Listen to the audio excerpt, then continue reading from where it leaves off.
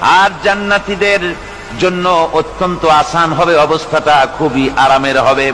নবীজি বলেন, এক ফরজ নামাজ, এক ওয়াক্ত ফরজ নামাজ আদায় করতে যে সময়টুকুন লাগে, কিয়ামতের মাঠের এই সময়, এত বড় বিরাট লম্বা সময়, জান্নাতীদের জন্য এরকম হালকা হয়ে যাবে।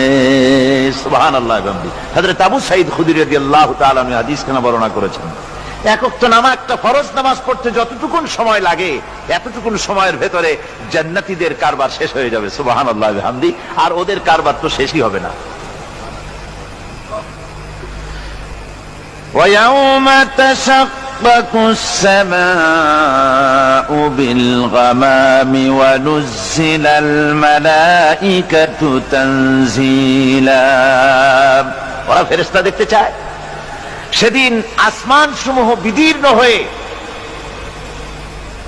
মেঘ পুঞ্জ বেরিয়ে আসবে, আত্মপ্রকাশ করবে। তার ভেতর থেকে ফেরেশতারা ক্রমাগত নাজিল হতে থাকবে। আর অবস্থাটাই হবে, আল মুলকু ইয়াউমাইযিনিল হাক্কু লির-রাহমান ওয়া কানা ইয়াওমান আলাল কাফিরিনা আসীরা। আর সেদিনে বাদশাহী হবে কেবলমাত্র রহমানেরই। ওয়া কানা ইয়াওমান আলাল কাফিরিনা আসীরা। আর সেই কিয়ামতের দিন, সেই সময়টা হবে কাফেরদের জন্য বড়ই কঠিন। এখানে কিয়ামতের কিছু কথা বলা হচ্ছে, কিছু আভাস দেওয়া হচ্ছে যে আসমান সমূহ বিদীর্ণ হয়ে মেঘ পিণ্ড বেরিয়ে আসবে এবং তার থেকে ক্রমাগত ফেরেশতারা নাজিল হতে থাকবে। আল্লাহর হাবিব বলেছেন, কেউ যদি কিয়ামতের দৃশ্য দেখতে চায়, সেজন্য সূরা ইজা শামসু কুবিরাত ওয়া ইজা সামাউ ফাতারাত, ইজা সামাউ শাক্কাত, এই সূরাগুলি যেন পড়ে, তাহলে কিয়ামতের দৃশ্য তার চোখের সামনে প্রতিভাত হবে। কিয়ামতের দৃশ্যটা আসলে কেমন হবে, সেই সূরাগুলি তেলাওয়াত করলে সে বুঝতে পারবে। যেমন আল্লাহ পাক বলছেন, إذا السماء فطرت وإذا الكواكب انتثرت وإذا البحار فجرت وإذا القبور بعثرت। যখন আকাশসমূহ চূর্ণ বিচূর্ণ হয়ে যাবে আর তারকাসমূহ বিক্ষিপ্ত হয়ে পড়বে, সমুদ্র মহাসমুদ্রগুলি দীর্ণ বিদীর্ণ হয়ে যাবে, কবরগুলি সব উদ্গীরণ করে দেবে, তার মধ্যে যা আছে সে সবগুলি। আবার আল্লাহ পাক বলেন, ইযাশ শামসু কুবিরাত ওয়া ইযান নুজুমু কাদারাত ওয়া ইযাল জিবালু সুয়্যিরাত। সূর্য যখন ঢেকে যাবে, তারকাগুলি যখন বিপর্যস্ত হয়ে যাবে, আর পাহাড়গুলি যখন চালিয়ে দেওয়া হবে, এই দৃশ্য তোমরা দেখতে পাবে। فَإِذَا النُّجُومُ طُمِسَتْ وَإِذَا السَّمَاءُ فُرِجَتْ وَإِذَا الْجِبَالُ نُسِفَتْ। সেদিন অবস্থা এমন হবে, সমস্ত তারকাগুলি স্তিমিত হয়ে যাবে আর আকাশসমূহ দীর্ণ বিদীর্ণ হয়ে যাবে।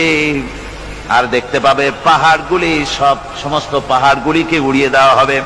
আবার অবস্থা আরো কি হবে, فَإِذَا بَرِقَ الْبَصَرُ وَخَسَفَ الْقَمَرُ وَجُمِعَ الشَّمْسُ وَالْقَمَرُ।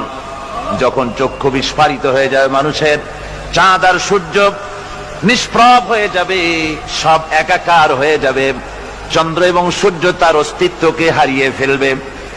শুধু তাই নয়, ওয়াহুমিলাতিল আরদু ওয়াল জিবালু ফাদুক্কাতা দাক্কাতাও ওয়াহিদা। জমিন ও পাহাড়গুলির মধ্যে সংঘর্ষ লাগিয়ে দেওয়া হবে, আর তা এক ধাক্কায় জমিন এবং সমস্ত পাহাড়গুলি চূর্ণ বিচূর্ণ হয়ে যাবে। সুবহানাল্লাহ ওয়া বিহামদিহি। আল্লাহ রাব্বুল আলামিন বলছেন, এইভাবে করে কিয়ামতের দৃশ্য, বিভীষিকাময় দৃশ্য তোমরা দেখতে পাবে। আর সেদিনের রাজত্বটা কার হবে? আল মুলকু ইয়াওমাইযিনিল হাক্কু লিররহমান, সেদিনের রাজত্ব হবে কেবলমাত্র রহমানের। অর্থাৎ যেসব কৃত্রিম বাদশাহী দেখে তোমাদের চোখে ধাঁধা লেগে গিয়েছে, তোমাদেরকে দুনিয়ার বাদশাহী দেখে তোমরা ধোঁকায় পড়ে গিয়েছো, এসব বাদশাহী কিছুই টিকবে না সেদিন। সেদিন শুধু বাদশাহী থাকবে একমাত্র আল্লাহ পাকের। কার থাকবে বাদশাহী? জোরে বলেন কার? আল্লাহ রাব্বুল আলামিন যখন কিছুই থাকবে না ঘোষণা করবেন লিমানিল মুলকুল ইয়াউম লিল্লাহিল ওয়াহিদুল কাহ্হার। আজকে কার রাজত্ব? চারিদিক থেকে আওয়াজ আসতে থাকবে, পরাক্রমশালী আল্লাহ।